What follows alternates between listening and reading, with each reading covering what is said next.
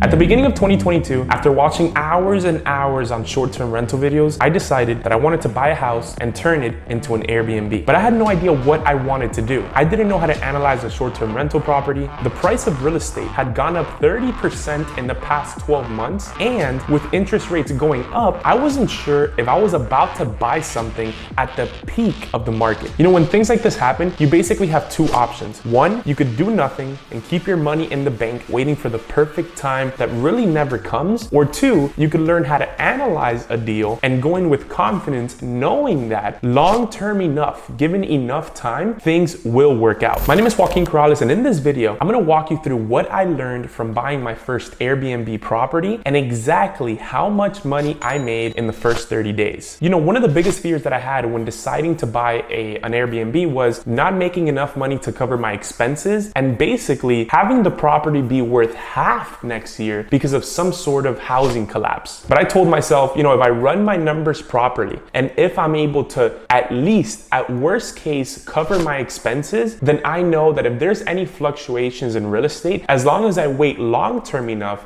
then I should be fine. So I started looking at houses in the Miami area, which is where I live. And I had every Zillow's notifications enabled, every Redfin notification. And basically my advantage would be that I would go to the seller agents and tell them, hey, I know that you're representing a seller in this transaction. You can represent me as the buyer as well. So basically what that advantage did was that the agent would be more geared to show the buyer my offer and to push my offer, since they would essentially be getting paid twice. They would be getting paid both commissions, the commission from the buyer and the commission from the seller. Over the next few months, I saw a bunch of properties. I spoke to over 50 realtors. I put in a couple of offers even, and I got absolutely nothing. And by this point, I was feeling kind of crappy. It had been a long time and it was getting really hard for me to find something that was worth it. Then one day I was driving to my girlfriend's parents' house, and we're going down this neighborhood, and I see a house with a for sale sign. And I'm like, a for sale sign? Like, I haven't seen these in years, right? Like, people usually put the property on the MLS and then they sit back and wait for all the offers to come in. And I thought, maybe this is good, right? Because if they have a for sale sign, maybe they're doing this before putting it on the MLS, or maybe it's someone that's old school, right? So I might have a chance at this property. Now this house, it fit my criteria almost perfectly, right? I was looking for a house with a nice backyard. I was looking for a house with a pool. I was looking for a house with 4 rooms or more. I wanted something that was a little bit more closer to the luxury side, because by doing that, then I can justify charging more per night. And when you charge more per night, you get a higher quality tenant, right? And you have less maintenance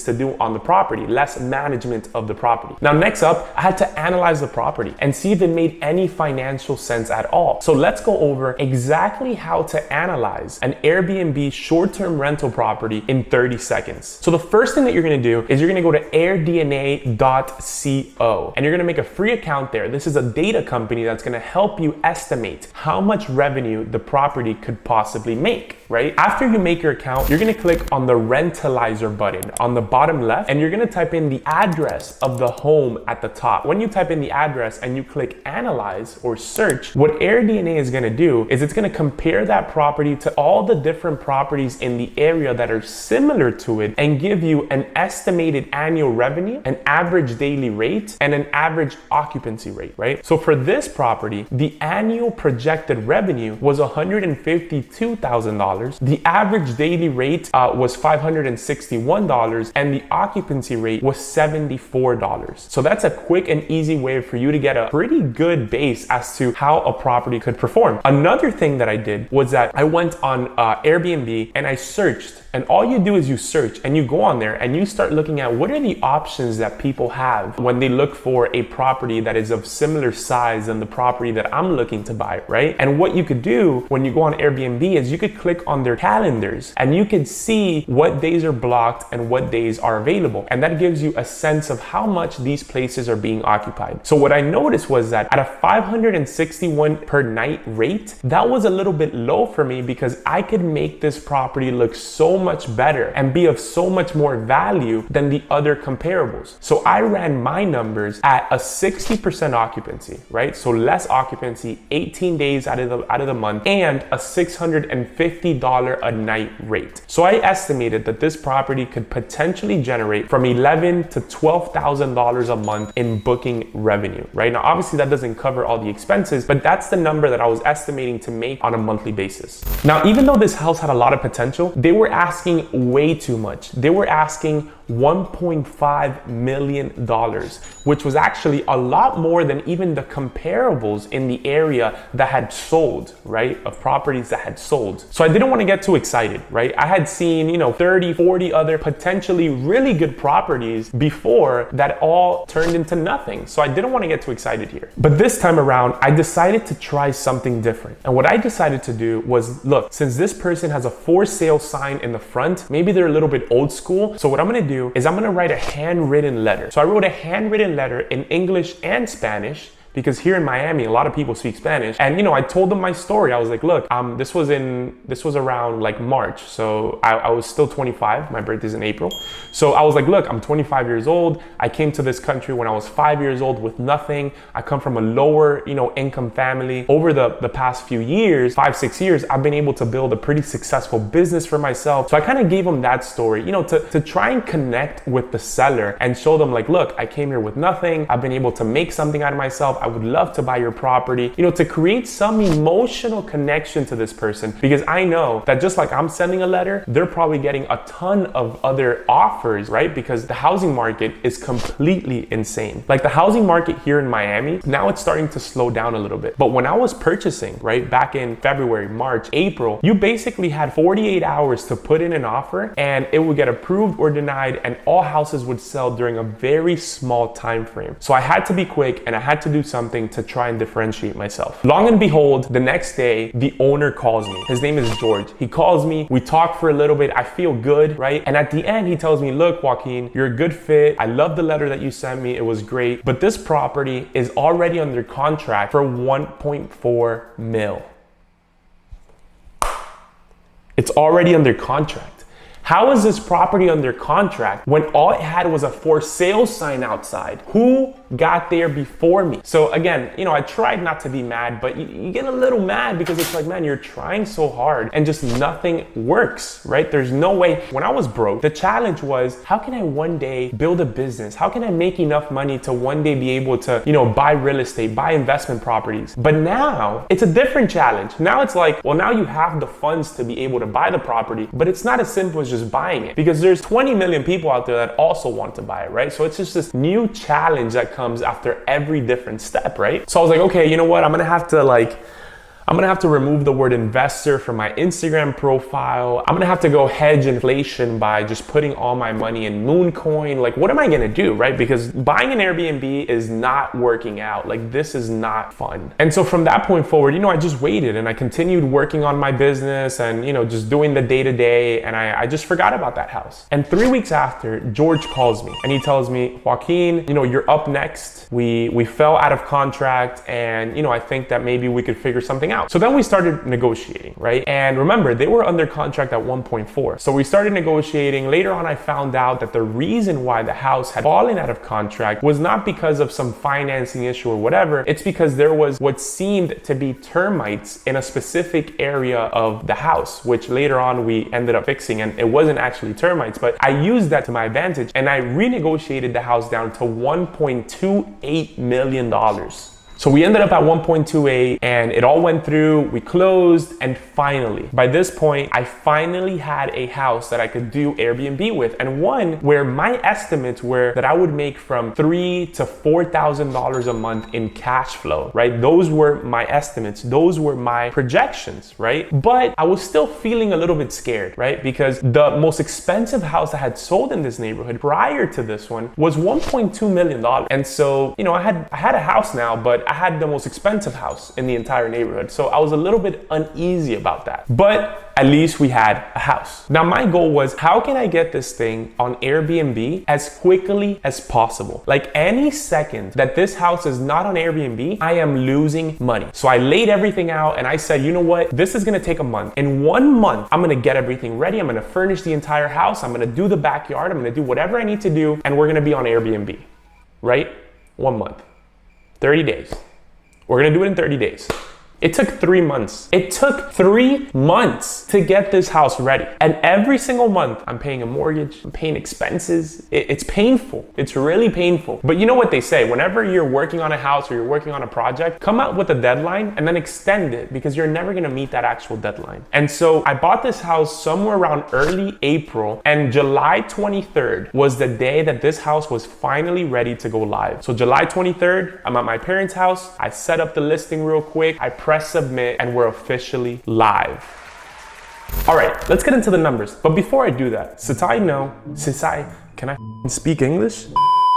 All right, now let's get into the numbers. Now, all I ask you, since I'm about to share some pretty personal information, is for you to do me the favor and just click the like button, hit the subscribe button, so we could trick the YouTube algorithm to show this to millions and millions of people. Okay, let's go ahead and dive right in. All right, so we're gonna be going over this Excel sheet right here that I've created, where I put down every single reservation as it comes in, and it's gonna essentially outline every single detail and everything about the property. So this property went live on July 23rd. So we really only had a couple of days in July, about a week in July, where people were able to book. And you could see here that the first booking came in on July 26th, so 3 days after the property went live. Now, in July, the property brought in 2 bookings for a total of $3,318.95. In that, there was 2 cleanings. So my cleaning people charged me $250 a cleaning. So the net payout for me was $2,818.95.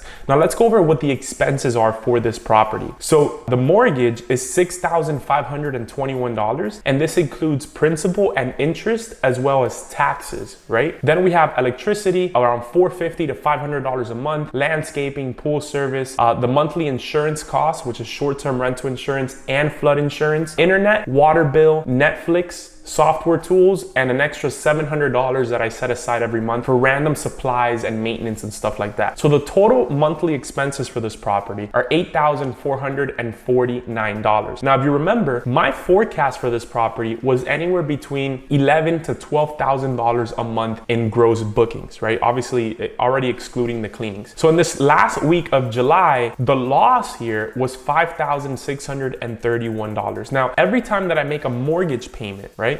Every time that I make a mortgage payment, $1,500 or so of that mortgage payment go towards equity. So that could be considered profit as well. So the total profit for July was a loss of negative $4,131. Now let's go into August, the first full month that the Airbnb property was live. Are you ready for this? Check this out. In the month of August, we had 6 total bookings. Of these 6 total bookings, we had a total payout of $13,124. Now from this, I have to pay the cleaners, so that was $1,500, which means that the net payout for me, money in my pocket, is $11,624 with 21 cents. Now from this amount of money, you have to subtract the expenses, right? Which means that my total cash flow at the end of the month in August was $3,174. And if you look at the net payout, that is literally the exact amount that I more or less estimated. And you could see here that the occupancy was from 67 to 74%, and the nightly rate was 566, which was pretty much almost exactly what AirDNA kind of predicted, right? The thing is that August and September are the low season here in Miami. They're the absolute low season. So we're hitting the exact numbers that we need to hit during the low season, which is awesome, right? So here we have all the different bookings. We could see that the average lead time in the month of August was about 2 weeks. That means that people were booking around 2 weeks before they arrived. Let's go ahead and go into September, because at the time of me recording this video, it is now September 27th. So we've actually gone an extra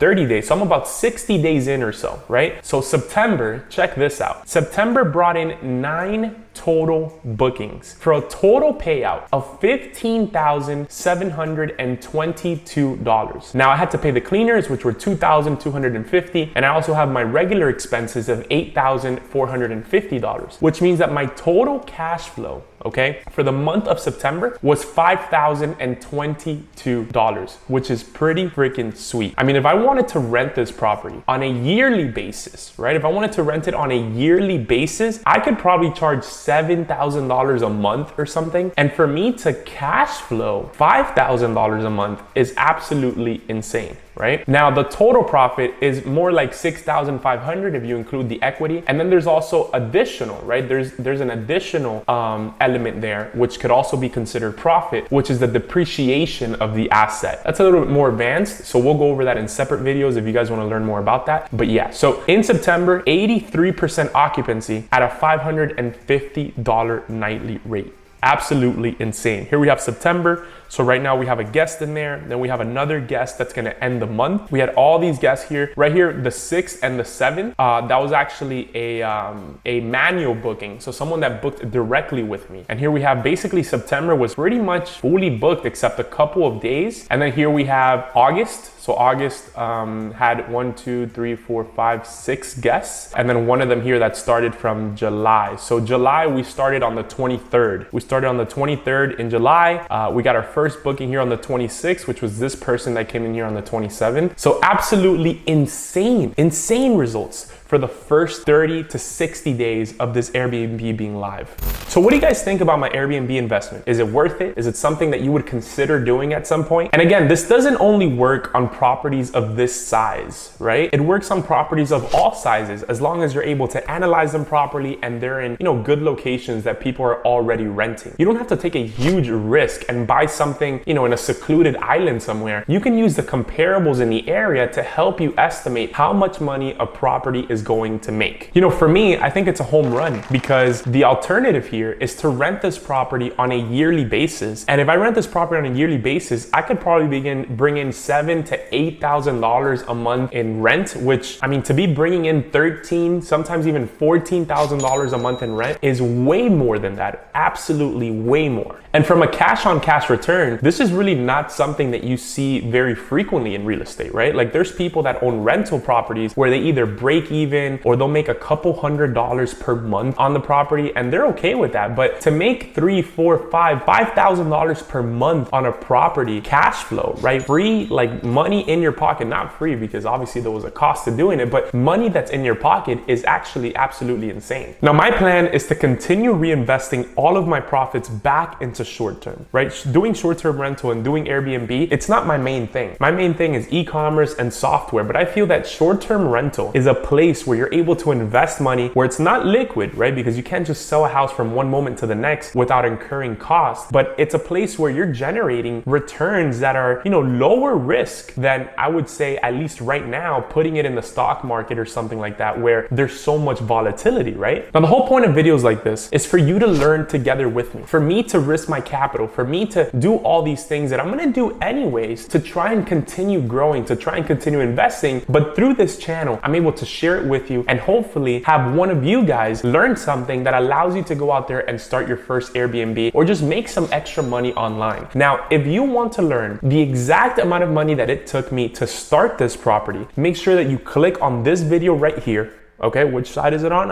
It's on this side. Click on this video right here and watch this video where I go over dollar by dollar, room by room, exactly how much it took me to go from buying the property to getting it live on Airbnb and the exact time frame that it's going to take for me to generate back all of the initial capital that I started with. Thanks for watching and I'll see you on the next one.